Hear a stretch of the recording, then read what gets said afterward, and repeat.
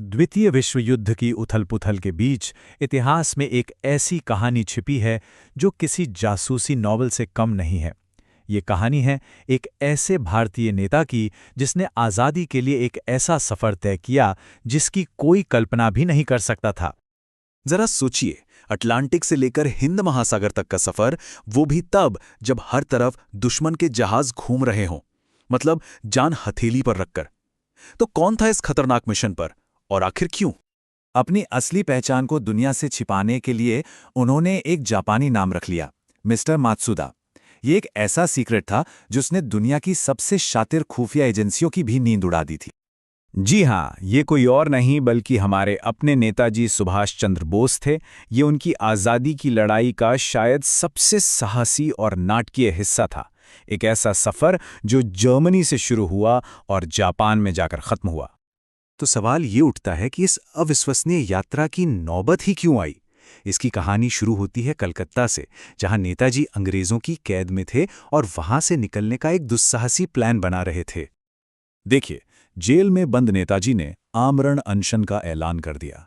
उनकी हालत तेजी से बिगड़ने लगी। अब घबराई हुई ब्रिटिश सरकार ने उन्हें जेल से निकालकर उनके ही घर में नज़रबंद कर दिया। उन्हें लगा कि चलो एक मुसीबत टली, पर असल में उन्होंने नेताजी के लिए भागने का रास्ता खुद ही खोल दिया था। और उनका ये पलायन, जिसे द ग्रेट एस्केप भी कहते हैं, किसी फिल्मी कहानी जैसा था।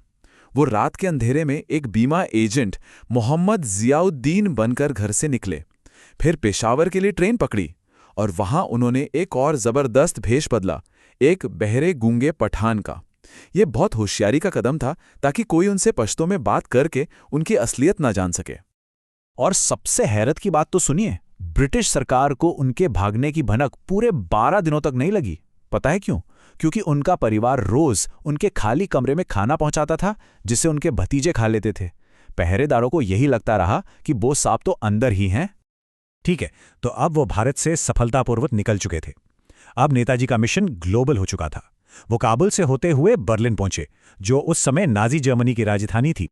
जर्मनी में उनके दिमाग में 3 लक्ष्य बिल्कुल साफ थे। पहला, आज़ाद हिंद की एक अस्थायी सरकार बनाना। दूसरा, रेडियो के जरिए आज़ादी का संदेश भारत तक पहुंचाना। और तीसरा और सबसे ज़रूरी, जर्मनी की कैद में जो भारतीय सैनिक थे उन्हें मिलाकर एक सेना तैयार करना। लेकिन जर्मनी में उनका अनुभव कुछ खास अच्छा नहीं रहा। हिटलर भारत की आज़ादी के लिए सीरियस नहीं था, बल्कि उसने तो निजी तौर पर भारतीय स्वतंत्रता सेनानियों का मजाक तक उड़ाया था। मतलब जर्मनी का साथ एक तरह का लेन देन था। वहीं दूसरी तरफ जब नेताजी जापान पहुंचे तो प्रधानमंत्री टोजो ने बिना किसी शर्त के पूरा सपोर्ट दिया और खुलकर भारत की आज़ादी की वकालत की। पर जर्मनी में मुश्किलों के बावजूद नेताजी ने हार नहीं मानी।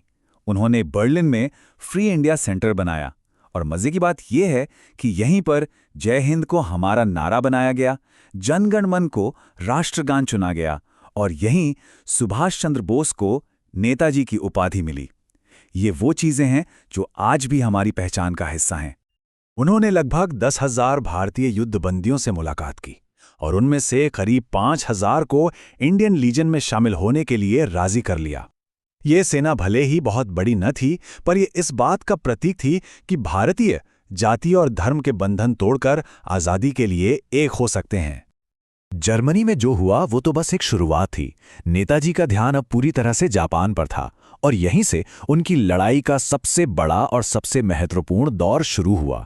यहां उनकी सोच ने एक विशाल सेना का रूप ले लिया। सिंगापुर पहुंचते ही नेताजी ने भारतीय राष्ट्रीय सेना यानी INA की कमान संभाली, और वहां मौजूद हजारों सैनिकों और आम लोगों के सामने उन्होंने वो ऐतिहासिक नारा दिया जो आज भी गूंजता है, चलो दिल्ली। ये नारा आज़ादी की जंग का प्रतीक बन गया। INA का आदर्श वाक्य था, इत्तेफाक, एतमाद और कुर्बानी, यानी एकता, विश्वास और बलिदान। ये सिर्फ एक सेना नहीं थी, ये एक नए भारत का सपना थी, एक ऐसा भारत जहां धर्म या जाति के लिए कोई जगह नहीं थी। और यहीं एक बहुत ही दिलचस्प बात पता चलती है।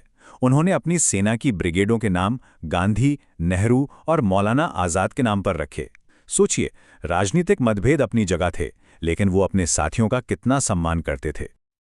अब घटनाएं बहुत तेजी से घटी, अक्टूबर 1943 में सिंगापुर में आज़ाद हिंद सरकार बनी। फिर जापान ने अंडमान और निकोबार द्वीप समूह का कंट्रोल उन्हें दे दिया और 30 दिसंबर 1943 को वो ऐतिहासिक दिन आया जब नेताजी ने पोर्ट ब्लेयर में पहली बार आज़ाद भारतीय जमीन पर तिरंगा फहराया। अब जंग भारत के दरवाजे पर आ चुकी थी। आईएनए का हेडक्वार्टर भारत के नज़दीक बर्मा शिफ्ट कर दिया गया और अब अगला और आखिरी लक्ष्य था ब्रिटिश इंडिया पर सीधा हमला। मार्च 1944 में आईएनए ने जापानी सेना के साथ मिलकर इम्फाल और कोहिमा पर हमला बोल दिया। शुरुआत में उन्हें जबरदस्त कामयाबी मिली और आईएनए ने मणिपुर के मोइरांग में भारतीय जमीन पर पहली बार तिरंगा फहराया। ये एक ऐतिहासिक पल था, एक सपना जो सच हो रहा था। लेकिन ये जीत ज्यादा दिन नहीं टिक सकी। किस्मत ने साथ नहीं दिया।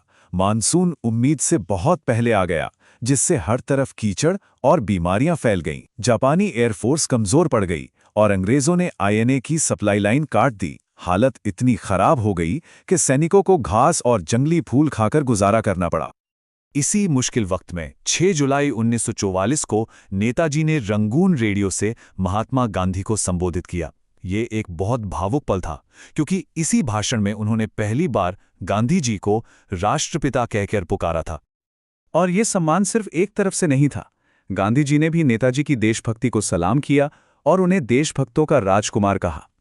यह दिखाता है कि उनके रास्ते अलग हो सकते थे, लेकिन मंजिल और एक दूसरे के लिए इज्जत हमेशा बनी रही। तो नेताजी की कहानी सीधी साधी नहीं है, ये बहुत जटिल है। वो एक ऐसे देशभक्त थे जिन्होंने साम्राज्यवाद से लड़ने के लिए फांसीवादी ताकतों से हाथ मिलाया। उनका रास्ता विवादास्पद हो सकता है, पर भारत की आज़ादी के लिए उनका जुनून और उनका बलिदान, उस पर कोई सवाल नहीं उठा सकता। तो असली सवाल ये है कि उनकी इस विरासत को आज हम कैसे देखते हैं और कैसे याद करते हैं।